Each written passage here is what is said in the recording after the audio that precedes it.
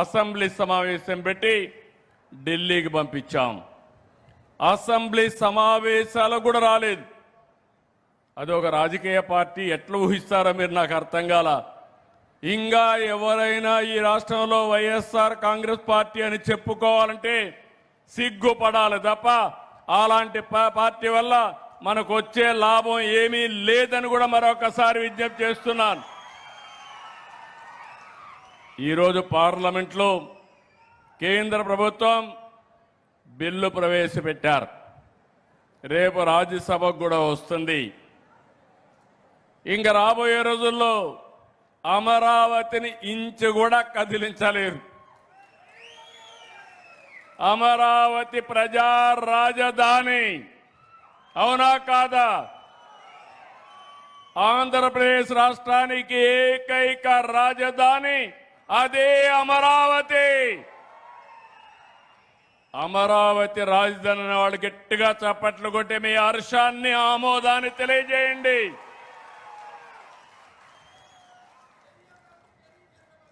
ఒక వ్యక్తికి ఒక అడ్రస్ ఉండాలి, ఒక రాష్ట్రానికి ఒక రాజధాని ఉండాలి.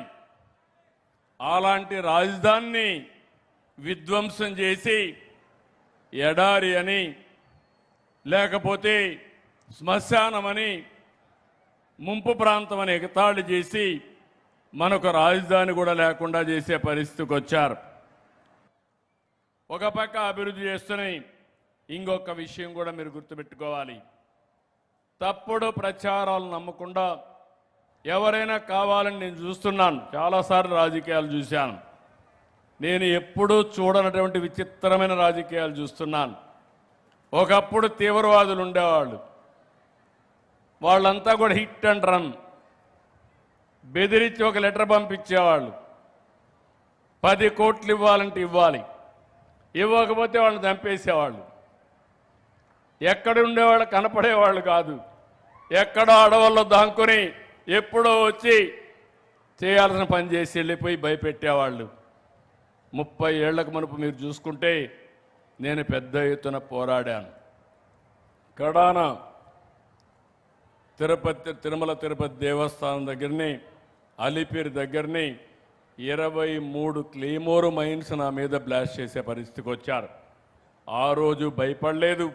సాక్షాత్తు వెంకటేశ్వర స్వామి నన్ను కాపాడాడు తప్ప ఇంకోటి కాదు. అంత ప్రమాదం. ఈరోజు నేను చూస్తున్నాను ఒక పార్టీని. ఈ పార్టీ దానికంటే ప్రమాదం. బాబాయిని హత్య చేసి నా నెత్తిన పెడతారు. ఎలాంటి పార్టీ అర్థం చేసుకుని, అది కూడా ముఖ్యమంత్రి పైన. అంటే ఏది కూడా లెక్కలేనితనం. కళ్ళార్పకుండా అబద్ధాలు చెప్పేస్తారు. మనకే ఆశ్చర్యం వేస్తుంది ఇది నిజమా అబద్ధం అని. అలాంటి పరిస్థితులు తెస్తారు. ఈరోజు ఇక్కడ జువ్వల దిన్నుంది. కొంతమంది అవాస్తవాలు మాట్లాడుతున్నారు. కావాలని చెప్పి తప్పుడు ప్రచారాన్ని ఇచ్చి రాజకీయ లబ్ధి కోసం ఇది చేస్తున్నారు. కృష్ణపట్నం పోర్టుని కమర్షియల్ పోర్టుగా ఏర్పాటు చేసినప్పుడు జువ్వల దిన్న హార్బర్ తెరపైకి వచ్చింది. 2004 తర్వాత నాటి కాంగ్రెస్ ప్రభుత్వం పట్టించుకోలేదు. ఆ రోజు నేను కూడా వచ్చి పెద్ద ఎత్తున ఆందోళన చేశాను. 2009లో 2011లో ఆనాటి ప్రభుత్వం హార్బర్ నిర్మిస్తామన్నారు కానీ ఎక్కడా పట్టించుకున్న సందర్భం లేదు. 2018-19లో మళ్ళీ నేను ఆలోచించి కేంద్రానికి ఒకటి పంపించి మేము సగం డబ్బులు ఇస్తాం, మీరు సగం డబ్బులు ఇమ్మని దగ్గర ఆ రోజు మీరు చూస్తే ఈ ప్రాజెక్టు కోసం రాష్ట్ర ప్రభుత్వమే, ఆనాటి తెలుగుదేశం ప్రభుత్వమే కేంద్రానికి పంపించాం. దానివల్ల 288 కోట్ల రూపాయలు సమానంగా ఇద్దరు భరించాలని చెప్పి పెట్టాం. ఆ తర్వాత శాంక్షన్ అయింది. ఇది వాస్తవం. అలాంటి వాస్తవం ఉంటే దీన్ని వక్రీకరించి మాట్లాడుతున్నారు. ఇంకో పక్క ఈరోజు మీ అందరికీ హామీ ఇస్తున్నా, మా ఎమ్మెల్యేలు కానీ ఎంపీలు కానీ ఎవ్వరు కూడా మత్స్యకారులకు అన్యాయం చేసే పరిస్థితి ఉండదు. ఉన్నా నేను ఒప్పుకోనని మరొకసారి మీ అందరికీ విజ్ఞప్తి చేస్తున్నా.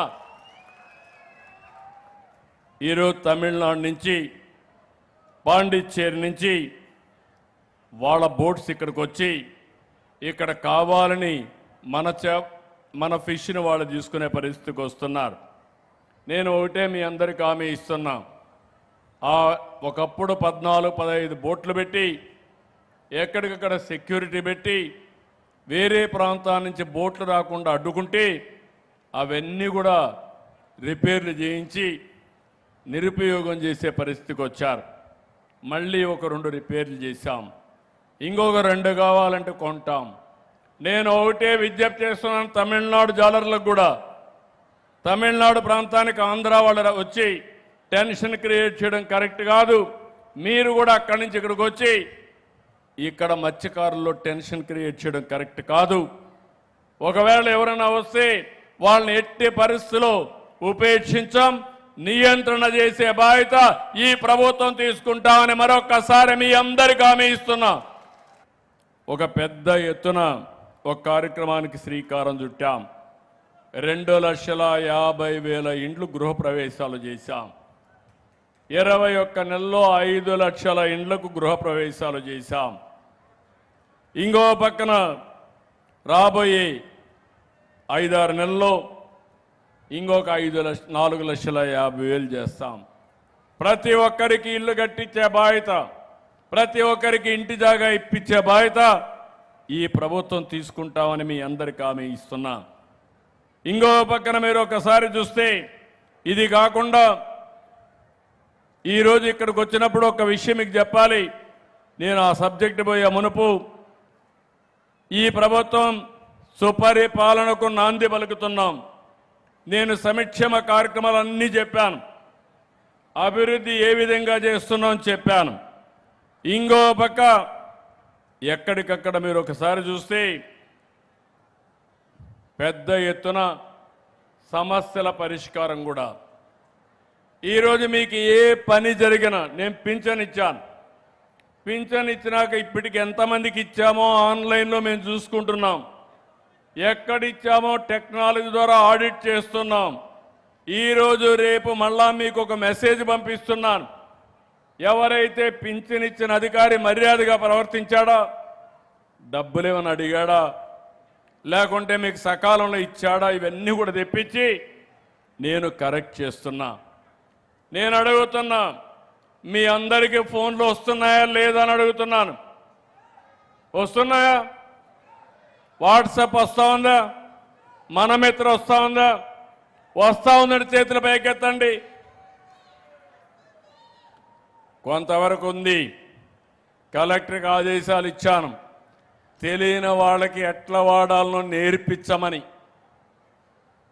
రెండోది, ఒకవేళ మీరు రాయడం తెలియకపోయినా హాయ్ అని మీరు మెసేజ్ పెడితే అది చేసి మళ్ళా మీకు చెప్పే బాధ్యత తీసుకుంటాను.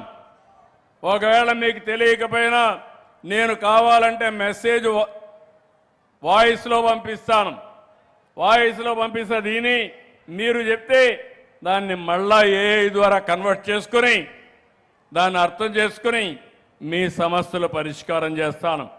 ఇక్కడే జిల్లా ఆఫీసర్లు ఉన్నారు, మా కలెక్టర్ గారు ఉన్నారు.